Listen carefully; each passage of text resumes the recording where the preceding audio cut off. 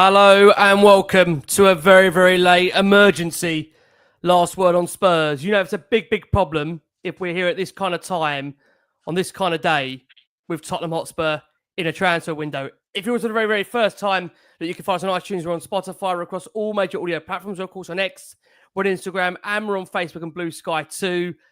Welcoming back alongside me, I haven't seen him since the heroics of our European glory. We've tried to give him a bit of a break over the summer. Oh, what have I done pulling him back for this one? I've got the wonderful Patrick Tyrant on me. Pat, you've enjoyed, like I say, a nice break away from Spurs. I'm sorry, mate, that your first show of an upcoming season is this one, mate. How are you before we get into what is Tottenham and where they are at the moment? I'm good, Vicky. It's good to be back. Obviously, I could have come back on better terms, shall I say. But all in all, being on the podcast is brilliant. I love it. It's great to connect with all the viewers and listeners, and I hope they're all well. I hope they're all enjoying their summer. This is a horrible, unfortunate.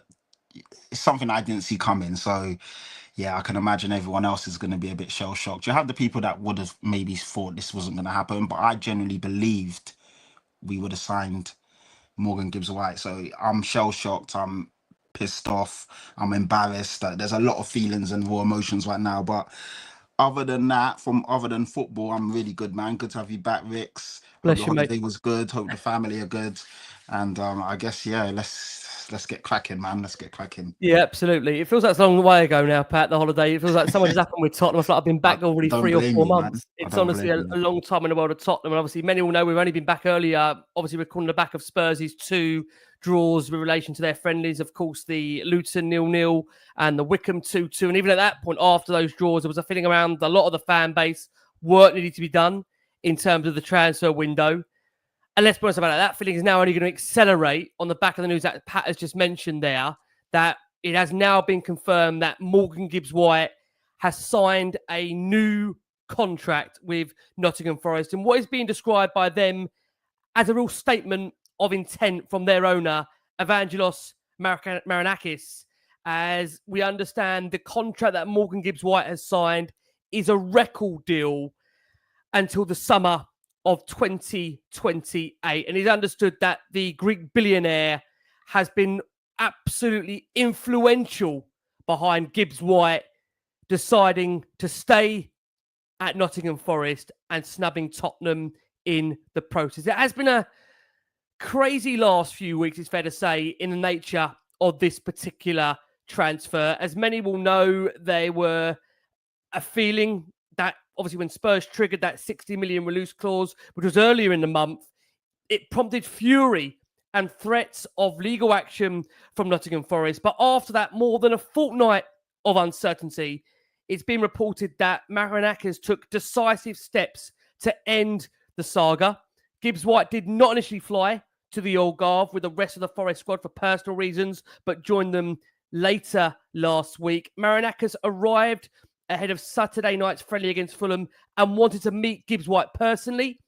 He reportedly told the Star that he was absolutely determined to keep on making Forest bigger and stronger, and how he wanted the former Wolves man to be at the very heart of that. Gibbs-White is understood to have been so impressed by Marinakis' enthusiasm and vision for Forest that he has agreed to now not pursue a future move to Tottenham. And what is also quite interesting is that in the new deal that Morgan Gibbs-White has signed until 2028, it is believed to not include a release clause. So we'll be reacting to this news with a wonderful Pat alongside me. If you're with us for the first time, please hit the like button. Please hit the subscribe button. Please make sure you're sharing this out to a wide range Spurs audience where we know there's going to be a lot of frustration around the fact that Tottenham have spent the best part of 2.5-3 weeks pursuing this move for Gibbs-White, and in the process really haven't done anything else in the market when it comes to incomings. Yes, Tottenham have got a bloated squad. We know they've got, a plethora really of stars that you could argue with some of them need to go out the door. They've got a 30, 40-man squad. That needs to be trimmed down. But at the same time, make no doubt about it, it does feel that this particular transfer or non-transfer now of Gibbs-White has absolutely delayed Tottenham Hotspur in the transfer window. And we now go to the tour of Korea with, as we know, just one established senior star being signed in Mohamed Kudus. We know we've got Koto Sakai in the door, but I know there's a massive degree of Spurs fans that wanted more, that should have had more. Pat, sum up your frustration about the fact Tottenham don't have Gibbs-White through the door before we come on to everything really into what comes next. Okay, when I take it back to the beginning of the ecstasy, really, when we signed Mohamed Kudus and then Gibbs-White literally re-triggered the release clause, I think within 24 hours. So we really thought, or I thought, I can't speak for everyone, but I speak for myself and the people I obviously connect and talk to. I thought this was a real statement of intent, a sign of things to come. You know, we obviously got rid of Ange Postecoglou, brought in Frank, and we were going to back him and really push on to make sure we didn't have the same disastrous season as last year, and obviously equip ourselves with ready-made Premier League proven stars that step into the first team, instantly improve us, make us better, and will allow us to compete on not just the Premier League front, but the Champions League front, you know, essentially on all fronts. You can't do what we did last year and negate, like, just basically bin off the Premier League season for Europe when you're in such a tough competition. And obviously as well, you can never finish, in my opinion, you should never finish outside of the top 8. The Premier League is stacked with good teams, but there's no way Tottenham should be finishing lower than 8. And I know no team has a divine right to finish anywhere. Obviously you finish where you deserve to, but there's no way Spurs should be finishing 15th. So with that being said, you bring in Kudos, you trigger Morgan Gibbs-White's release clause. It made everyone sit up and pay attention. Like, wow, Tottenham mean business. And you can see that the caliber of the player they're bringing in shows that they're ready to really step up and not let the same thing happen again. Obviously, then Forest then went back and forth. And I thought, okay, cool. Forest are playing hardball. I understand he's their star player. They don't want to let him go easy. Maybe for them, it was just like they'd already got rid of Alanga or sold Alanga, and maybe they just didn't want to look like they were bending over straight away. So, you know, you thought maybe the owner's just trying to save face. And then as it continued to go on and on and on, it was like, okay. But I just thought, you know, we'll do what we need to do and bring it in. Then probably an hour ago, I start seeing updates saying that it's looking like Gibbs-White is going to sign a new contract. And then straight away, you see all the updates saying that it's done, he signed, and he's there for an extra 3 years. And I was just like, wow, this is embarrassing. And, you know, I've spoken to a few people on Twitter. They're saying, how is it Spurs' fault? But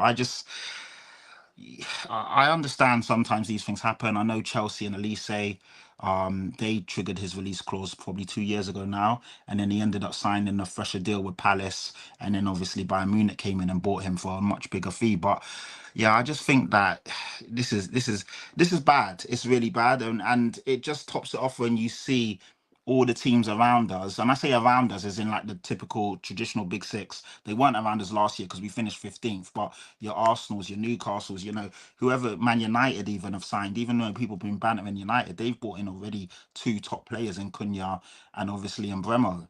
We've only brought in 1 quality addition. Tell was already ours last year, so I'm not really counting that. And I'm embarrassed. I can't lie. I'm embarrassed to be a Spurs fan right now, seeing that what everyone else is doing, and then knowing that we've just been pied off by Nottingham Forest and Gibbs-White. For me as well, Ricky, it feels like, I'm gonna cut it short after this. It feels like we didn't obviously have our ducks in a row, and essentially we didn't sell the dream to the player and convince him to come to Spurs, because if he was really convinced, it would have been a Mexican standoff. He would have said, I'm not going to training, I'm not flying out, and I'll do everything I need to do to push for the move. And you see players do that all the time. I know some people say, oh, it's a level, you have to be professional, this and that. But ultimately, if a player wants to leave, they will make their intentions clear that they want to leave. Gyökeres did it at Sporting and said he wasn't going to come training and he'd do everything he can do. Wissa now is saying that he's not going to turn up for, you know, Isaac has said, he's come out and said he doesn't want to be there. He left. So it's not out of the normal realms of reality for players to not to voice their discontent and not turn up or not show up and essentially push for a move if they wanted to. So something doesn't sit right with me, and it just feels a bit weird. Can I just say, Pat, on the point of the player, and look, I will just say this, I know the player has got a lot going on in his personal life. You know, he's got a child on the way, you know, which is understood to be a high-risk pregnancy. And look, again, we do wish his respective family all the very, very best with relation to that situation. The fact that he'd have to move, again, you question. But I think what it does show for me personally, and look, we'll come on to Daniel Levy on the ball, certainly in their role in this. But what I would also think, Pat, is that maybe it feels that the player is clearly comfortable at the level he's playing at, because I think we all agree here, we want players that, number one, want to play for Tottenham. That's the most important thing. And number two, we want players to be ambitious that want to play in the Champions League, want to actually, as you said in a minute ago, want to be here. So I do think that part of this for me is we've seen across the summer, especially with someone like Mohamed Kudus, who was at a rival in West Ham, and they're a big, big rival. Let's not get away from that. You know, he made it adamantly clear he wanted to come to Tottenham. Tottenham was the only place he wanted to be. And with Gibbs-White, I know many were saying he was professional by the fact he was turning up for training day in, day out since his return to Forest. He was showing no signs of disgruntlement, no real anger or frustration around the fact that we had this ongoing situation with Forest about where the move was. The fact that we saw the player was absolutely happy to go back on tour, where again there was that delay because again he's got a lot going on in his personal life. I don't know whether, Pat, you also feel like, you know, with the player, if he really, really wanted this move, I think he could have pushed for it. And I think that again goes down to the fact we've just seen our rivals down the road and what their striker now has done to get that move. I just think there will be 100% for me a degree of blame on Daniel Levy and the board and whoever has been in control of the nature of this move and the way it's taken, the way it's gone. But at the same time, I think there has to be a degree of frustration with the player for not wanting or pushing this move enough had he wanted to come to Tottenham. Do you see that side of that angle? 100%. I mean, on Twitter, when it first broke, I called him, I won't say the word on here because obviously I don't want to get in trouble, but essentially I called him a coward. And I still stand by that. I know you're the voice of reason, Vicky, saying that obviously, you know, there's personal issues but everyone has their own stuff going on in their personal life. And ultimately there's never going to be the right time to make a move. You've got to push and also step out of your comfort zone. They always say that growth comes when you step outside of your comfort zone. And yes, he's the big fish in a small pond, with all due respect, at Forest. And coming to Tottenham, you're not guaranteed to start every game. Obviously, it's a big club. You're under the spotlight a lot more. You know, but Champions League football, playing in London, playing for a bigger club that's a bit more ambitious, you would have thought that would have ticked all the boxes for Gibbs-White at this stage in his career. But obviously, that's not happened. And it's I think it's embarrassing for us as well, especially like when I'm hearing the links of the players that we're now turning towards as opposed to Gibbs-White.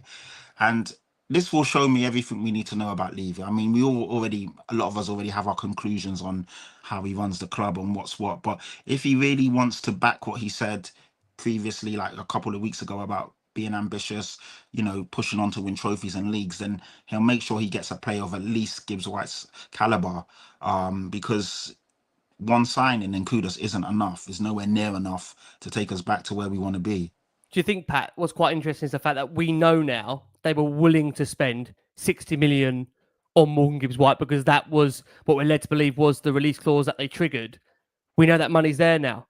So there is absolutely no excuse in terms of that money not being allocated to, dare I say, a similar profile. I think, you know, on the back of those two friendlies that we've seen, I think what was evident, and again, we know James Maddison is out at the moment. We know Dejan Kulusevski is out as well at the squad. But I think what's evident is Tottenham are still, in my opinion, crying out for a sense of definitive creativity in the squad. And we know that Thomas Frank's been absolutely adamant the club do need to fight on all four fronts. And Daniel Levy has made that clear in the reason why he decided to obviously remove Ange Postecoglou and appoint Thomas Frank. And by the fact that you just said a few minutes ago, you know, Daniel Levy's words for the club was, we want to win the Premier League. We want to win the Champions League. Is it fair to say now that with that ante being upped, fans are going to rightly expect to see an adequate replacement? And we'll come on to those names that have been linked as an alternative to Morgan Gibbs-White. But is it now a case, like you just said, by the end of the window, we're going to know very much what this club is about and what they want to do? Exactly. I mean, and obviously right now we can all be frustrated. It's so raw. It's literally just happened. But like I said, you have to just sit back and see, you know, the players that we go after and who we bring in. And that will show us what basically the level that the club want us to be at and where the intent is really. Because obviously there's a lot of players still out there that we could go out and ideally get that will still take us to the level that we want to be at. But you're right. I mean, you know, Maddison, as great as he is quite injury prone. Dejan Kulusevski as well does also usually got his, he's out for a couple of months in each season, and that's fine. These guys are they run like. Kulusevski runs his heart off, his socks off. He's somebody who always gives 110%. So does Maddison. So it's just natural. It's the nature of the beast. Players do get injured, but that's why you need a squad. You need quality and players that can come in and slot in and still keep that level. Gibbs-White would have given us that. So we still need someone of that ilk to come in and push the squad on, because looking at the friendlies today, and yes, they're friendlies, and yes, obviously intensity isn't there, but you could clearly see in both games that we still need someone on the left hand side to really push us on, and we need someone in the number 10 spot to come in and just pick passes and open up the game, because right now it's not there. So yeah, we will see. We will see. Hopefully these guys, this is what they're paid for. They've been doing their scouting reports, and the frustration is that the Morgan Gibbs-White deal seemed to put everything else on hold. Like nothing else was going on, which for me is a bit weird. So That's hopefully, exactly, Pat, what I was going to ask you on that point. I yeah, think just to come on to that point you're mentioning, because you've literally just gone to the next point I was going to ask you. I think not only is it frustrating that we haven't signed Gibbs-White, but it's the fact that it feels that this saga has held us back for the best part of 2 weeks, 3 weeks, and possibly beyond. I mean, is that also not just coupling the fact we haven't got the player, but the frustrating thing is it just feels that our window has been on hold until this has either gone one way or another. It just doesn't feel like it's gone anywhere, really. No, and it seems like, obviously, yes, you have your target, but we could have still been going after maybe a number 6, a defensive midfielder, or other targets in other areas. I don't see why this, and maybe behind the scenes but it just feels like from a fan standpoint that everything's been on hold while we wait to see the outcome of the Gibbs-White saga. Now we know what's happened, so we can move on. But it shouldn't have been like this. We should have still been able to go after a Paulinho or whoever you want to look at in the number 6 role, as opposed to just waiting and waiting and waiting. And yeah, it just seems like it's always the same thing with us. It always seems like it's just the same boring scenario every summer, every transfer window.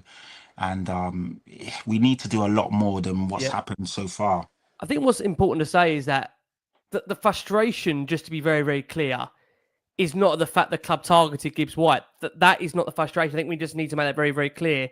And the fact that the club wanted to pay 60 million, to trigger the release clause for Gibbs-White. I think the frustration is that once you know that deal is in doubt, which we have known that deal now has been in doubt for the last 2.5 weeks, because quite frankly, nothing has really changed in terms of the spectrum. If anything, there's been certain points to point towards the transfer not happening. The player has turned up for training every day.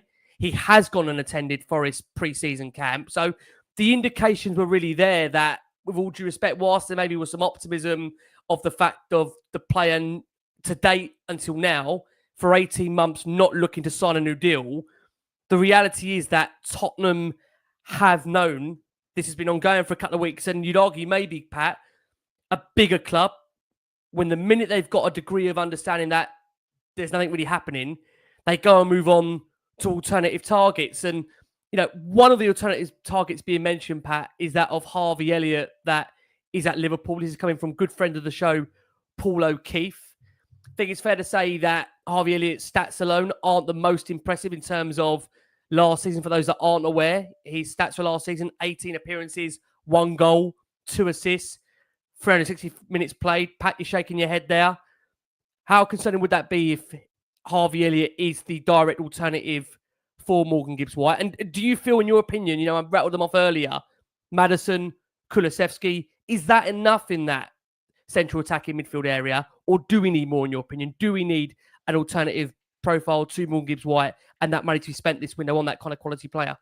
Ricky, I'll put it this way. If they and Kulusevski and Maddison hear that Harvey Elliott is coming in, neither of them even bat an eyelid. None of them are worried about their space in the team when they're out with an injury. When they come back, they slot straight back in. So that shows me that he's not at the level that we need. When you hear that Morgan Gibbs-White is coming in, all the creative players, the 8s, the 10s, they sit up, they pay attention. Okay, this guy's really good, and if we're not on our A game, he will push us out of our spot. And I feel that the top clubs, no one player should be guaranteed a starting place in the lineup. I know you have your exceptions to the rules, like your Van Dijks, your Salas, your Sakas, Son when he was at his pomp, Harry Kane. You get the players out. They're just world class. They're fantastic. But typically, no one should be guaranteed a spot. Everyone should be fighting, and you should know that the guy behind you is ready, chomping at the bit, and he will take your place if you're not playing good. 2 or 3 games, you're not good, get on the bench, and he comes in. Harvey Elliott is not cutting it for me. The same way Garnacho is not cutting it for me. But I'd rather Garnacho over Harvey Elliott every day of the week. This guy is not at the level that we need to push on. So, like I said earlier, before you even spoke about the links to Harvey Elliott, the players that we go after next will show me their intent and where this club really wants to be. Because when you hear Kudos and Gibbs-White, you think, okay, this club's serious. And even rival fans and when I'm on other podcasts, they were like, you know what, Tottenham look like they mean business this year. Like the guys you're going for are proven ballers. But Harvey Elliott, he might be good in 3 or 4 years, might be.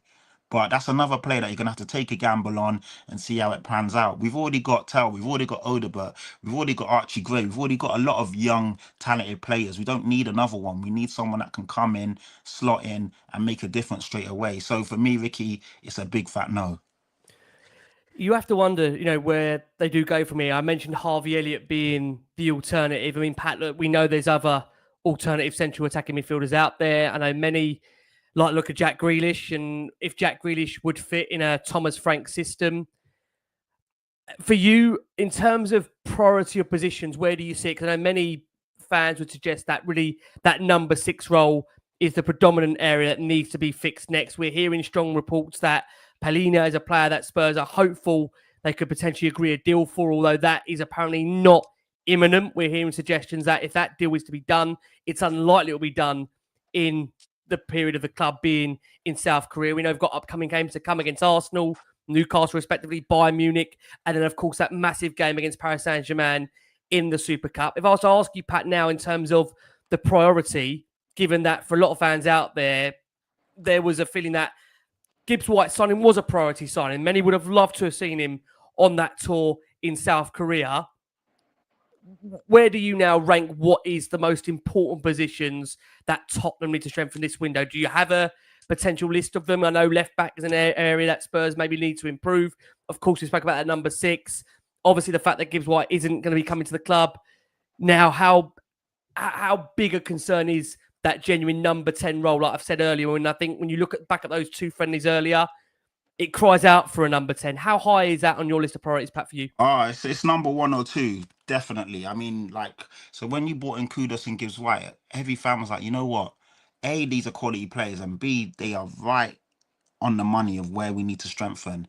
And then you're hearing Paulinho. You're like, wow, what's going on? These guys actually paying attention and listen, not even listening to the fans, just seeing the obvious glaring holes in our setup and our system and the caliber of player that we've got. So for me, the 8/10, because it doesn't have to be a bang on number 10. And someone like a Gibbs-White and Eze and Madison, these guys, Kulusevski, they're not just number 10s. They can drop deep, they can spray a pass, they can help out, they can be combative in the middle of the field. That you see Madison even drop into our defensive box and picking the ball up and making runs and spraying passes. Or obviously they can play in that number 10 role and pick passes, score goals, etc. So number 10, 100%, at Paulinho, a Douglas Luiz type of combative midfielder. Obviously, you've got the young guy at Crystal Palace, Wharton, someone like that. These are the kind of players I want. Yeah. Quality players that instantly step into our first team and improve us. And then for me, I also feel we need I feel the left back one is, I don't think it's a massive area of concern because Jed Spence can play there as well. And I think he's fantastic. He can play on the left or the right. But we need another winger. So you've got Kudus on one side. For me, we need another player of Kudus's ilk on the other side. And that way, again, it allows Son to not be overused in every game. Pat, that's another one, isn't it? Sonny, I mean, even with his future, I know many have looked at these couple of pre-season games and feel Sonny's way off the mark. Yeah, and it does feel with Sonny that, I mean, you'll come on to it just in a second with Sonny. Yeah. I need to get your thoughts on him because there's suggestions out there that there's this move now that has been officially submitted from LAFC, of course, in the States for Sonny. That obviously move, it does take place, will not happen until after the touring career. So you're probably, so you're probably looking really that's going to be a late move if Sonny does leave the club. And again, it emphasises the point, Pat, if you're mentioning there as an option, clearly if Sonny does leave, even more of an emphasis why the club would have to go in the market for another winger, right? And that's regardless whether Son does leave or stays, right? Is that your suggestion? Exactly, that's it. I think that, people are getting onto Sonny in the last 2 games, but I think it's way too early. It's pre-season and it's a bit harsh to really dig him out. No one really looked great in pre-season. I know Kudus had flashes in the first game, but really and truly, no one looks fantastic in pre-season. It is just pre-season. It's about minutes in the tank, gas in the legs, just getting a run out. Hence why Frank even opted for an extra game today, just to get more of the players, on the pitch.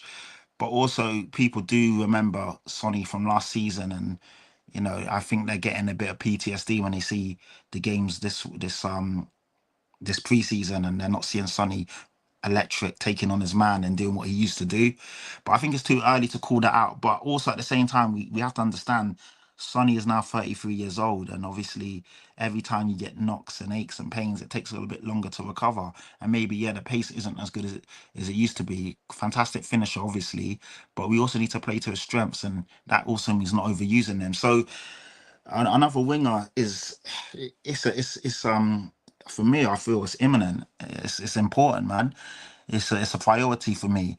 I feel we still need 4 or 5 in first team players. First teamers that come in and actually make us better, because the squad is so bloated. You're looking at people like Solomon. He's not going to play for us. No. I mean, now Ian is still conveniently injured. Hill's going to have to head out the door. Hill's going to have to head out the door.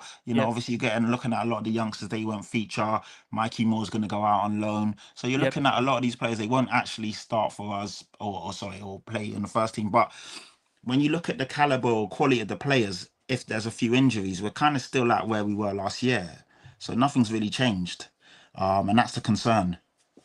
I think the thing, again, which I think is the main concern for a lot of fans, is the fact that because we're going to be in Korea for these upcoming games, Pat, there feels for a feeling for a lot of people out there, Frank's not going to have the opportunity to bar Kudus and bar Kota Takai to actually have a chance to work with these incoming players through this period. And look, Tottenham may, listen, who knows, Tottenham may accelerate, in the next week or so and bring a couple of players in, but the fact of the matter is, obviously, we're away next week from Sunday, actually, for our listeners on audio.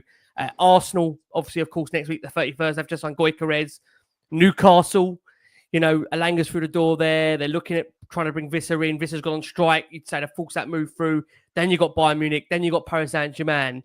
How much, Pat, of a disadvantage is it for Frank that potential signings now coming in are not going to have the benefit of that rest of pre-season, that career tour, where not only is it about playing more of the established Premier League teams, but also it's a great time for bonding. You're going to have 10, 11 days away with the manager to understand the patterns of play, to understand more tactical details that he'll be feeding to the group, and also to understand the teammates. I think you can't get away from the fact of how important it is for players to be able to work with the manager, work with their teammates, understand the culture, understand the philosophy. But the fact we've not done that, how much of a disadvantage is that to Frank and the playing group? And of course, for the fans as well, the frustration the fans feel. We are, let's be honest about it, the most important people at the club. We'll pay our money to go and watch them, rightly so, home and away. We want to see the club have that quality on the pitch. And I think it goes back to the point again, when you've heard Daniel Levy come out in that most recent rare interview and say, we want to win the Premier League, we want to win the Champions League. We've signed one really established, you'd say, senior first-team player in Mohamed Kudus. And with all due respect, Liverpool City, Arsenal, Chelsea, United, they've all signed players around us. They've all signed quality players around us. And we know it's not going to be as easy going from 17th to then going back into the top 4. It's not as easy as that. And I'm not saying anyone is expecting that, but I'm saying for the club to be competitive, like Thomas Frank has said, over the course of 4 competitions, the man is going to need support. He's going to need backing. And right now, on the back of this news, it doesn't feel like the man's being massively supported, Pat. No, it doesn't, and it's quite concerning. And obviously, when you put the fixtures up, if you put them up again, Ricky, it just goes to show these are top tier teams. So you're gonna have to play your essentially your first team, your first 11, your strongest 15, for want of not being embarrassed.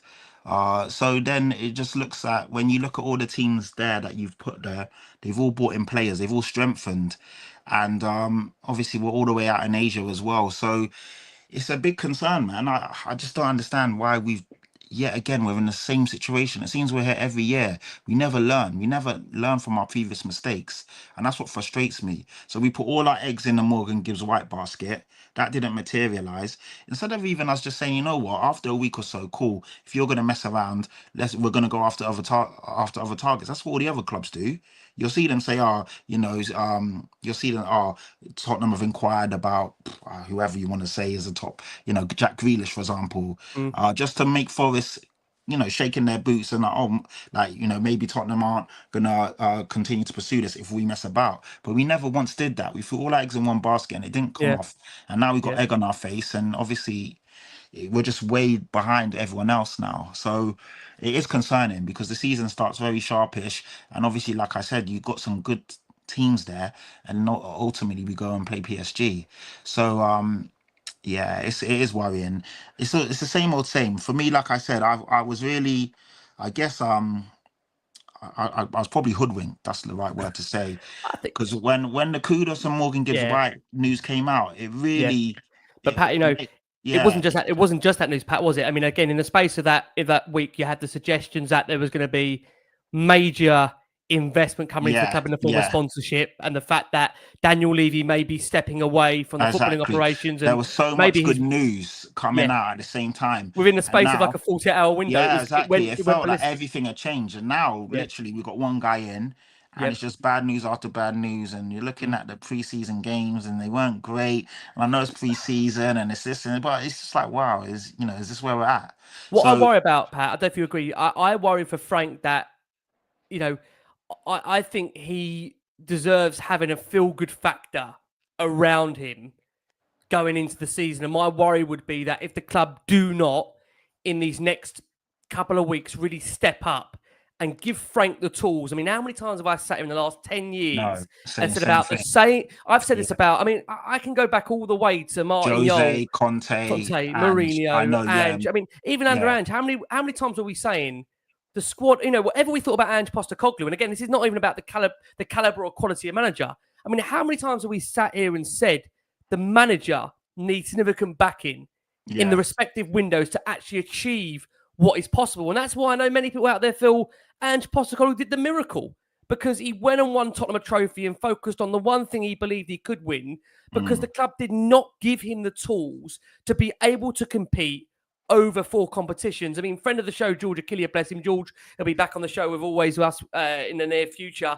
George says to move like a big team and truly move the needle, we should sign someone like Leao to replace Son if he goes. Will that happen? Almost 99% not. And I just think this is such an important next couple of weeks for the club that I really want Thomas Frank to go into the season having a feel-good factor around him and really feeling like he can achieve what he wants at Tottenham. Because let's be honest about it, Frank, whatever you think about him, take Tottenham out of the equation. He's deserved his opportunity at a big club. He's worked ever so hard at Brentford to get into a position where he can take a club to where he wants them to. And the fact of the matter is, you've heard Frank come out and say, with the club winning the Europa League, Pat, he doesn't want that to stop. He wants that trend to carry on. And I just really hope for him there's going to be that adequate backing in this summer. And I think if it doesn't, I do think, Pat, I don't know if you agree. Look, me and you were present at those last 3 to 4 protests with Change for Spurs.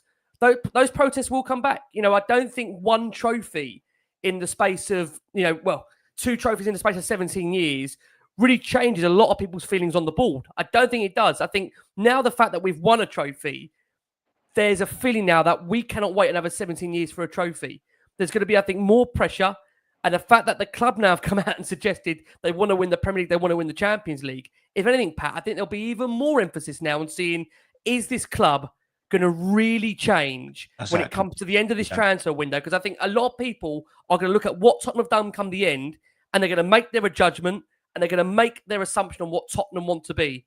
And right now, what are we, 37 days, 38 days left of the transfer window for where the other clubs are operating and what they're doing. Yeah. It's not enough, Pat, is it? It just simply isn't enough. No, it's not enough. And I know some fans will say, you can't go crazy yet. The window's still open. And I get that. That's why we're not going mental yet. But also, you can look at the other clubs around us and see the business they're doing.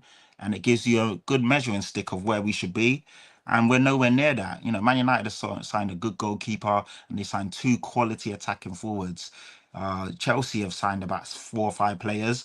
Arsenal have brought in at least 3 players that make them better. Zubimendi, Gyökeres, and even the guy from Chelsea. My mind's gone blank now. Marinakis. At least he adds something. Yeah, he adds something to the squad. Yeah. Well, I'm not his biggest fan, but at least he's somebody who is proven at Premier League level, has won trophies at Chelsea, pretty much starts week in and week out for them. So he does improve their squad. And you look across the board and pretty much probably other than Newcastle, everyone else is strengthened. And it's not a good sign. It's not. And it's worrying. And like you said, Frank, I like Frank. I think he's a good coach. I mean, his CV and his resume speaks for itself in terms of the players that he's turned into stars. Wissa, Mbeumo, Ivan Toney, Kevin Sade. Obviously, there's so many, David Raya, Norgard. You look at the list of players that he's in, Ollie Watkins. Like, the guy's clearly got something about him. He always seems to lose players, but still finds the next gem, pushes them on, coaches them. So he's someone that can really do well at Tottenham, considering the talent we got here. And obviously here, help the other players improve as well. But like you said, and rightfully said, he needs to be backed. He needs to obviously bring in players. The squad's nowhere near good enough. And at the moment, we're just teetering along. We're not showing any ambition and intent. And obviously the window's still open. So we're all waiting anxiously to see what happens. But, I mean, listen, that's the beauty of the window, Pat, isn't it? I mean, the fact of the matter is, things can change. The club can go if they wish to in a different direction now and target other players. I mean, nobody's sitting here saying that Morgan Gibbs-White was the greatest player in the world. Yeah, it's the be all and end all. What Morgan Gibbs-White, I think, would have offered Tottenham is being able to play a multitude of options, not just as number 10. Would have been a player that would have really given Tottenham a varying number of options that would massively help them on a match day. And the fact of the matter is, as we know, Frank, from what we understand, has looked at Morgan Gibbs-White for quite a long time. This interest dates back to him being a Wolves player. But I can tell you, Pat, if there's one player that I think could really get the fans back on board in the event of Gibbs-White now falling through, it would be Eberechi Eze. I knew. I think the thing with this one, Pat, as we know, is that I know, speaking to a lot of the journalists that we've had on the show, is that it's very hard politically for both Tottenham and Arsenal to be in the same race for a player. It's not sounding good at the moment, though, is it, Ricky? I'm hearing a lot of mumblings and rumours that he's looking at, like, Arsenal are looking very favourable in this one. Yeah, but by the fact they've, as you said, Pat, earlier, they've signed Madueke. Yeah, Gyökeres, again, they've got him over the line in obviously quite a big fee. Zubimendi as well. Everyone's forgetting about him. He's come in. He's a good player. They brought in Norgard as well. Like, Arsenal have done quite a lot. Liverpool have went crazy. You're looking at all the teams around us, and Man City went early before the Club World Cup. They brought in 3 players. So Man United have brought in a goalkeeper. Flipping out, my mind's gone. I know, it's been a long night. It's been a long hour. Just for people listening and watching, it's like 11:50, so apologies. It's been a long day. This was a surprise emergency pod, so my mind's a bit hazy at the moment. But we're looking at all the clubs around us, and they're all doing bits, and we're kind of not there yet. But Eze would be fantastic. Again, a statement of intent. I think when you're looking at like your Ezes and your Gibbs-Whites, they're not the be all and end all yet, but they're players that are proven at Premier League level. They're knocking on the door for obviously for England. They're both in England internationals, but they're guys that have done it week in and week out against all the top teams. So they're ready. They literally can plug them in and play. They're ready to go.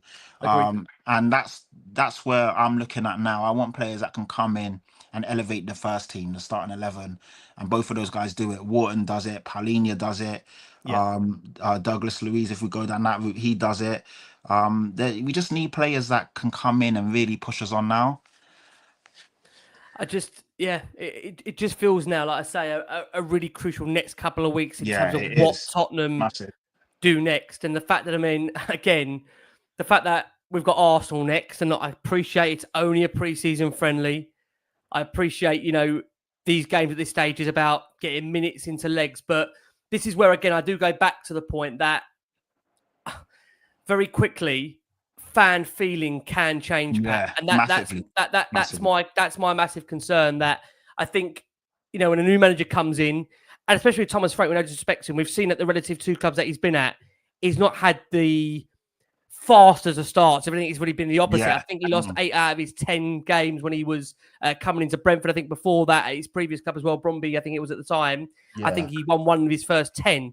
Nobody's suggesting that's going to happen with Frank, but I think the real key is that he's at least given the tools to be able to feel that he can compete over the course of 4 competitions. And Frank has said, Pat, he doesn't feel Tottenham since 2019 have been able to compete over 4 competitions. So in your mind, how quickly do you think you'll see Spurs, I say recover from this, but rebound from this and go back into the market and bring in players that are going to directly impact that first team for you? Honestly, I can't say, because we just don't know what Tottenham are going to do. And obviously, if we went on previous experiences and what we've done in previous windows, then it's not looking good. But we do also know that these guys can pull it out of the bag and sign players, and it's happened before and it can happen again. So I can't call it at the moment. I can't. But when you look at I was just thinking about, you said we've got Arsenal next or coming up. They've had Norgard in for at least a week now. What is it? Madweke in for a week. Obviously, Gikko just signed today. He'll have a week's training before the game. So Zubimendi's been there for a while. So when you look at Madweke, you look at and obviously they've got the settled team. Arteta's already having time to work with his new signings and bed them in. And it just feels like even when we get guys in now, we're going to be behind all the other clubs. So it's not ideal. It's not at all. They should be there now. So they're picking up the ethos, the tactics, the this, the that. So we're already behind in that sense. So yeah, it is worrying. But I hope tomorrow we hear news of, Tottenham have intensified talks with Paulinho, or Tottenham have moved on to this guy, that guy. As it stands right now, obviously it's late in the day, it's 12 o'clock as we're recording this. So we need to see what happens next. But if it's someone like Harvey Elliott, with all due respect to the kids, that's not doesn't move. It's not a needle mover for me. No. And it's not something I'm going to be happy about, And I do look back to, because I remember when we were linked to Anthony Gordon when he was at Everton. And I was kind of saying the same thing. So I do understand that sometimes I can be a bit. We can all get him wrong. We can all get him wrong. We can all get them wrong. And not like I didn't think Anthony Gordon was good, because I thought he was good, but I just didn't want another kid coming in and you've got to obviously go through the motions and will they work, won't they work? So I do get it. And Anthony Gordon's gone on to be a top winger. But I just don't want us to go down that route of always essentially being a kiddie daycare centre where we've got to bed them in, make them work, all of that stuff. I want proven players now. And, obviously even Harvey Elliott's okay, but at Fulham he wasn't great. And then he's gone to Liverpool, and again, he's played quite a lot of minutes, and the stats that you show me there doesn't, if you took the name, if you just show me those stats and said, would you sign this player? The obvious answer would be no. Fuck no, no chance. So that doesn't do it for me, man. How confident are you, Pat, as we look to wrap up here? How confident are you? This is I know what answer I'm getting back. I know what answer I'm getting back. I know. Because I don't believe it myself. How confident are we that we're going to have a squad that is going to be able to compete on all 4 fronts when that window shuts on the 1st of September? How confident are you? Or I suppose another question for you. I know we're both laughing at that answer, so we both probably don't think he's going to get the squad he needs. Here's a question. How happy do you think Thomas Frank will be with the squad he'll be working with come the 1st of September? I mean, from the standpoint that he's coming from Brentford, with all due respect, and he's now at Tottenham, and obviously the caliber of players are better, he'll be happy with what he's got in that sense. But in terms of how happy he'll be, and if he feels we can compete, and if he feels he can really lay his mark down and push Spurs on, only time will tell. So obviously from a standpoint of him being happy to be here. But that's great, and that only lasts for a couple of games, and then obviously you got to win games, or your head's on the block. Just like anywhere you go, if you don't come in and perform, questions will be asked. The honeymoon period won't last long if we're getting spanked left, right, and center. So I just hope, yeah, Ricky, like you're saying, how confident am I? I don't know. It's hard to call it because we've seen us go out and buy good players over the years, but we've also seen us not do enough. And I just don't want it to be another window where we just feel we're short yet again. There's still more than enough time to get the deals done. And obviously, some of the players we've been linked to are good players. So let's just hope that, we push the boat out and do it. Like Paratici was talking about signing Liao, like go out and get him. And George obviously mentioned it as well. Someone Yes. like that would be a massive statement of intent, a quality player that will come in and bring a different dimension to our team straight away. That flair, that unpredictability. Obviously, still got a way to go. Just like a kudos, they're not the finished article yet, but the talent is there, and they're going to be ready to, get your bums off seats every time they step on the pitch. Yeah, we saw Johan Langer, for those that weren't aware, at the training ground of the Wickham game. Obviously, maybe not the same aura, Pat, as Fabio Paratici. No headphones. No. Yeah, I know. The tapping suit's away not on the phone there. The shades aren't on. He's not got the riz. Doesn't carry the same suave as Paratici. But I mean, how big on that, Pat, is the fact of for Langer now to be operating maybe amongst the shadows, because he's known for doing that. Really, he's known for someone that, with the Odebear deal, for example, that came out of the blue that no one really knew about. I think, I don't mean in a disrespectful way to Odebear, but I think if we had another level signing as when that was announced, I'm not sure how fans would take that. I do think now, and I might be wrong here, Pat, I think fans are now expecting some form of yet another, dare I say, statement, but established signing to come through the building. 100%. When you've gone for Gibbs-White, you foul for Gibbs-White, they better have a trick up their sleeve, right, Pat? I think it's fair to say that. I agree. Like Odebert and Tell, they're two guys that I really like. A lot of people weren't that convinced when we signed Tell. I like him, and I think he's going to be a good player. I think Odebert's going to be a good player. Archie Gray will be a good player, but they still got at least a year or two before we really see what they're about.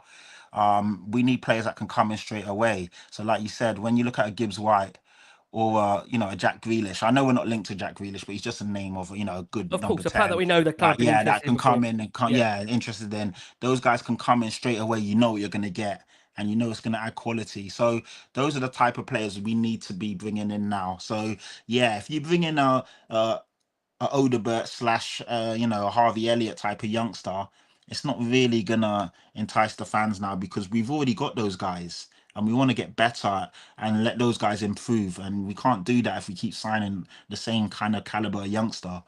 We're in the Champions League for flip's sake. We actually need to bring players in. Otherwise, we're going to get embarrassed. Remember 2 years ago, I said to everyone that would listen that I would rather we was in the Europa League, because I didn't think, we wouldn't get embarrassed, and I thought it was a competition we could win. We did go in there and we won it. And now we are in the Champions League. So we actually need to step up, because otherwise we will get embarrassed. Like, you look at the teams in the Champions League, you look at the caliber of the players they've got, and right now we're nowhere near that. Yeah, I do agree. Look, let's summarise and then we'll look for the close. For those that missed the start of the show, just to give you that final update, for those that aren't aware, a statement of intent from owner of Nottingham Forest, Evangelos Marinakis. Morgan Gibbs-White has signed a record deal at Nottingham Forest until the summer of 2028. The Greek billionaire flew to the club's training camp in Portugal for face-to-face talks with Gibbs-White directly, and Marinakis was understood to have won the star round with an impassioned speech about how important he was for Forest and their ambitions, plans for the future. It led to Gibbs-White committing his future to the club until 2028. He told the Star he was absolutely determined to keep on making Forest bigger and stronger, and how he wanted the former Wolvesman to be at the very heart of his team. Gibbs-White was understood to have been so impressed by Marinakis' enthusiasm and vision for Forest's future, and he agreed to not pursue the transfer to Tottenham. It is also critically understood that his new deal is believed not to include a release clause. Upon signing the new deal, Gibbs-White said, "I felt at home from Forest from the moment I arrived. The support from the fans, teammates, and everyone around the club has been unbelievable. I believe in what we're building here, and with the backing of Mr. Marinakis and the enormous ambition he has, I want to be part of making something special. I'm excited for what's to come. Marinakis said Morgan is a special player, not just in terms of his talent, but in character and mentality. He represents everything we want at this football club. He's a winner, talented, ambitious, fearless, and proud. There was significant amount of interest from various clubs, but we were determined to build our future with Morgan at the heart of it. I promised our fans we would not only compete, but grow stronger and stronger every season. Today is another big step in that journey. And we've discussed the fact of how disappointed it will be for Tottenham to miss out on Gibbs-White by the fact that we've spent, lo and behold, 2.5 weeks on this saga. But what I would just say to close, I'm sure, Pat, you'll echo those words. There are more players out there. Gibbs-White is not the be-all and end-all if Tottenham have a successful season coming up. And it is now down to Daniel Levy, Enoch, Johan Langer, dare I say Paratici, who's operating as a consultant as far as we understand, to go out there, scout the market and find the club an able and, dare I say, adequate replacement, as you've said, Pat, to fill a position of such importance for the club. We're at the same time of ensuring we do go out and get that number 6. Dare I say, we do go out and look to strengthen that left-sided area defensively. And dare I say, look to improve the attack, whereas we've discussed already, Sonny's future is up in the air. As you've said, Pat, it's a massive, massive next few weeks for the football club in terms of ensuring Thomas Frank goes into this new season with the best possible chance of really achieving something special over these 4 fronts, Patty. Yeah, like you look to build on the back of a successful season in the sense of winning a trophy, changing the narrative of Tottenham Hotspur being Spursy, changing the narrative of Tottenham not winning things, changing the narrative of these guys can't get across the line when the stakes are high and it's crunch time and blah, blah, blah. We did all of that. And you look to build off the back of that. Obviously, you could never finish 15th again. That is shambolic, should never happen. You're back in the Champions League. It's time to now get the players in that will take Spurs to the next level and allow us, like you said, and like Frank keeps saying, to compete on 4 fronts. At the moment, that's not there. And yes, there are more fish in the sea. Gibbs-White is not the be-all and end-all, but it needs to be players of that ilk and that caliber. Like you said, we still need a 6. We still need another winger on the left-hand side.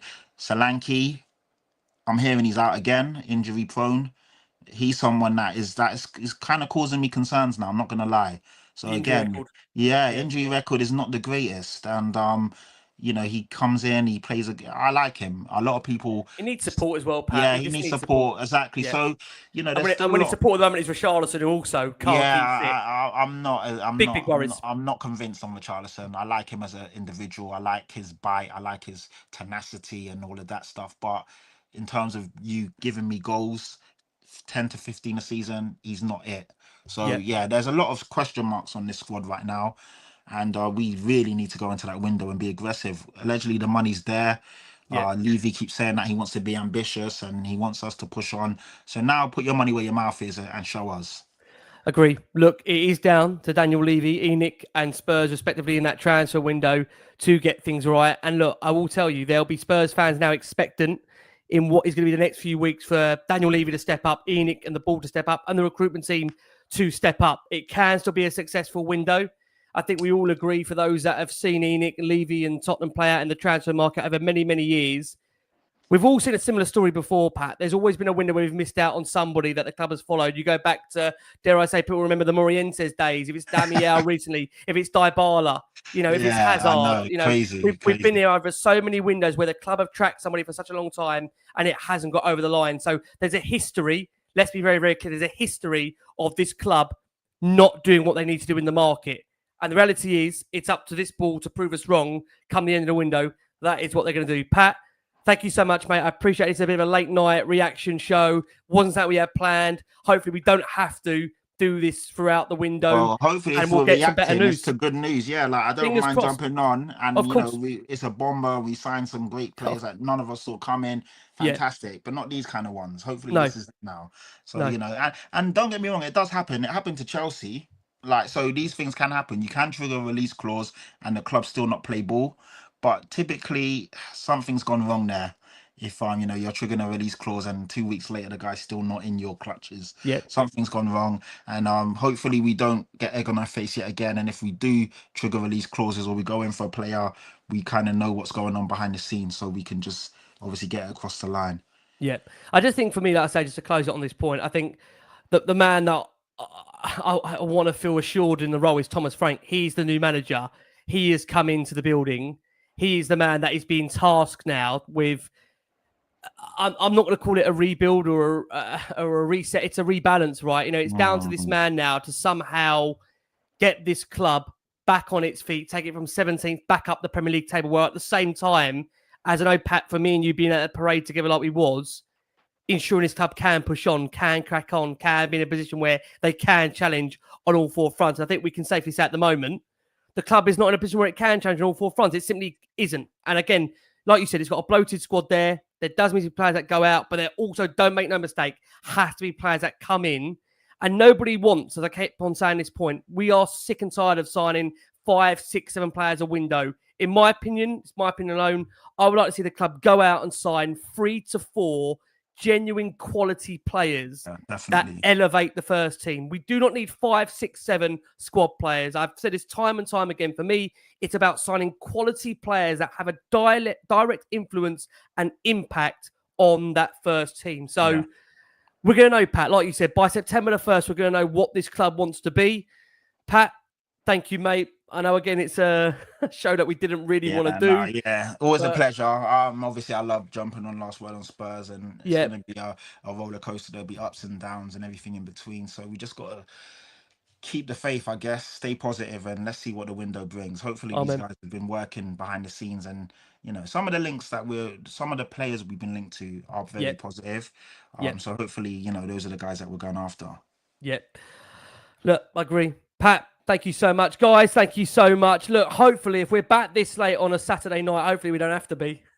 It's going to be because we've got a massive, massive signing coming our way from the wonderful Patrick Tyrant. Pat, thank you so much. Pat is going to be back with us hopefully in pre-season and more to come as we get going.